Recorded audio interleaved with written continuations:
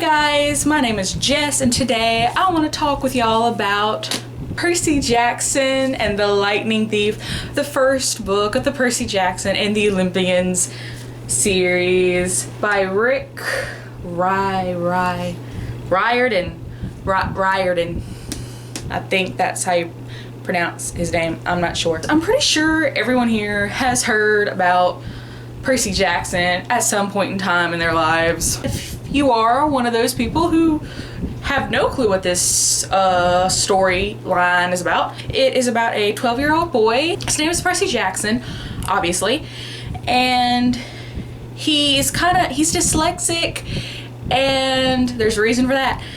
And he has trouble staying in schools.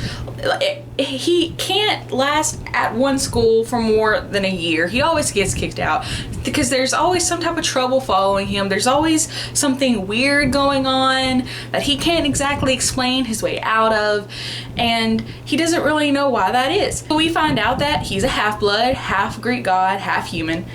And he finds out that his best friend, Grover, who he's known for only a year, I think. Grover is a satyr. I think that's how you pronounce that word. I'm not good with pronunciations. You'll soon find out. He's a half goat, half human. Percy finds out that he is a demigod, which is half Greek god and half human. He has to go to a camp called Camp Half-Blood.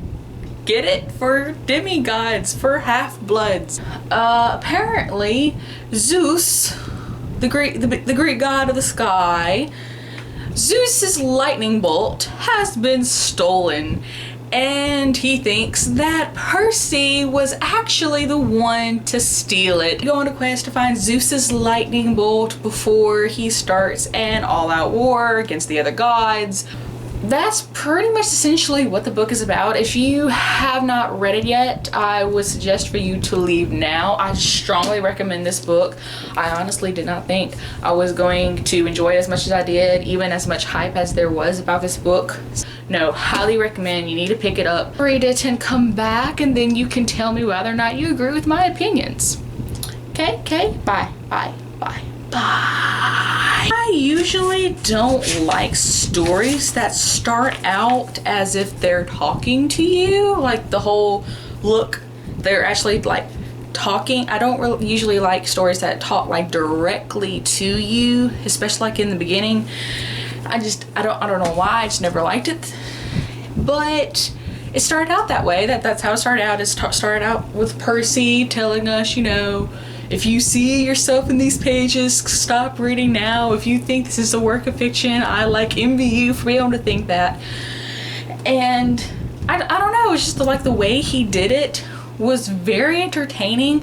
And then he didn't just stop there. Like after he did his little intro, he continued talking to us saying, my name's Percy Jackson, I'm 12 years old. I especially love this particular paragraph where he talks about previous field trips of things that happened to him, because you think some people have bad luck, and then he just starts listing things and you laugh. We're not even 10 pages in and I am dying of laughter already. See, bad things happen to me on field trips. Like at my 5th grade school, when we went to the Saratoga battlefield, I had this accident with a Revolutionary War cannon. I wasn't aiming for the school bus, but of course I got expelled anyway. And before that, at my 4th grade school, when we took a behind-the-scenes tour of a Marine World shark pool, I sort of hit the wrong lever on the catwalk, and our class took an unplanned swim. And the time before that, well, you get the idea. I don't know how y'all would feel if y'all were on a field trip and some random 12-year-old boy just happened to accidentally hit a lever and I was swimming with sharks. No, that's a fear of mine. Literally, I have this fear of, do you know the tunnels, the aquarium tunnels where you walk through and there's fish and sharks and crap swimming above you, all around you? don't like going through those tunnels because I have this fear that I'm gonna go through one of those tunnels one day and the aquarium glass is gonna crack and I'm gonna be swimming with sharks and I'm gonna get eaten. It's a fear. It's a fear, okay? So when I read that, I was just like, oh Lord, I would smack the heck out of him if I survived. I'm not a big fan of Annabeth. She seems to have an attitude problem. I can't put my finger on it. Something about Annabeth irks me. Maybe in the next few books, maybe that will like change my mind, but as of right now, I'm not a huge fan of Annabeth. Not a huge fan of Grover either. Sorry for those of you who like you love Grover to death. Like, there's only a few times I actually like Grover's character. The entire time I am reading this book, I am annoyed as heck with Grover. I don't understand why he's here. Except for to be Percy's best friend. That's the only reason why I can see why he's here.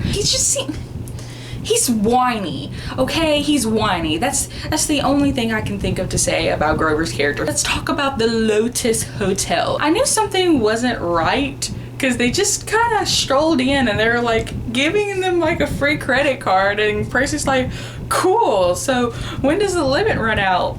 And the guy's like, what are you talking about? And he's like, like, when does the cash run out on the card? And the guy's just sitting there staring at him like, and then he's like, oh, you're trying to be funny, you're making a joke, ha ha, hope you enjoy your stay. So apparently they have unlimited credit cards at this hotel. Woohoo. They have a free room.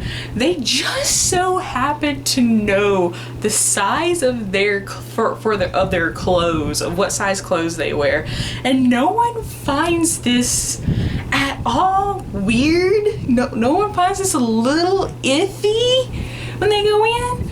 And then of course, rather than like, you know, sleeping and then getting up and leaving, no, what do? They have to check out the arcade games. Of that entire scene of the Lotus scene, my particular favorite was Grover playing the what's it called? It was a hunter's game, but it was like switched around. It was like a reverse hunter's game where basically you play the role of the deer and you shoot the humans and they're trying to get Grover out. And Grover's like, die, humans! That's probably not the right gun sound. Fight with Ares, the god of war. We finally find the lightning bolt and Percy goes up to Olympus. We go up to Olympus. And Zeus wants to like smite him right then and there, which I know I've said this about a lot of characters so far, but I don't like Zeus. And I don't like Poseidon. What father meets their son for the first time in their life? Your son's been alive for 12 years now. You have yet to send him a daggone birthday card. And the first thing you tell your son is, I am sorry. I am so sorry that you were born. I'm sorry that you were born. I have listed all of the characters I did not like, which is pretty much every character but Percy. What are the characters I do like? I like Chiron. I like Chiron.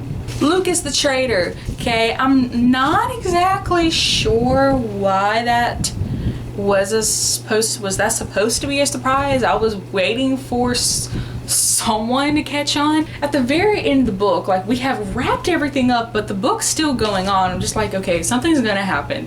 You don't just continue a book when everything else appears to be like, I have like 30 more pages left and we have already been through the quest. Zeus has his lightning bolt. Everything's supposedly all well and good. How many months has passed since Percy gave Zeus his lightning bolt back? I'm not really sure, but no one has bothered to look for the person who told Ares, like the original person who stole the bolt, because Ares wasn't the one who originally stole the bolt. He was the one who originally found the culprit, okay? And then he was like manipulated into trying to start a war, obviously, because he's the god of war. If you're going to manipulate someone to help you start a war, it's going to be the god of war.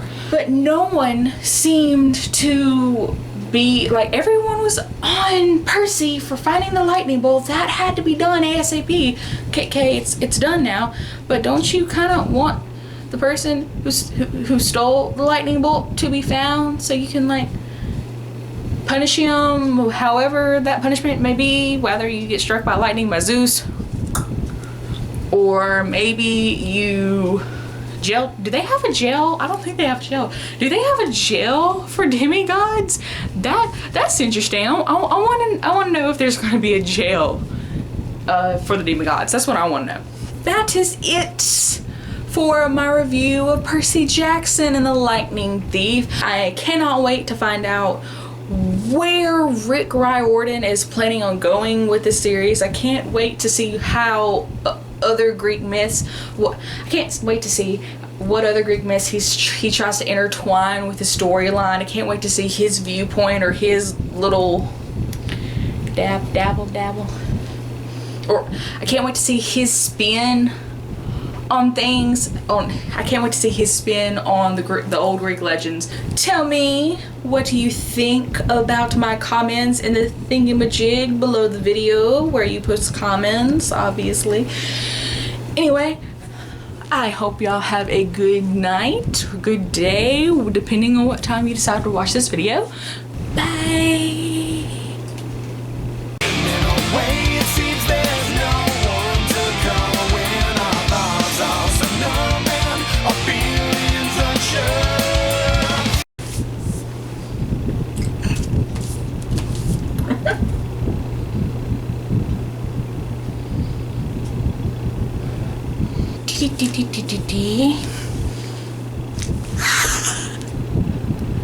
Maybe I should do that for my intro.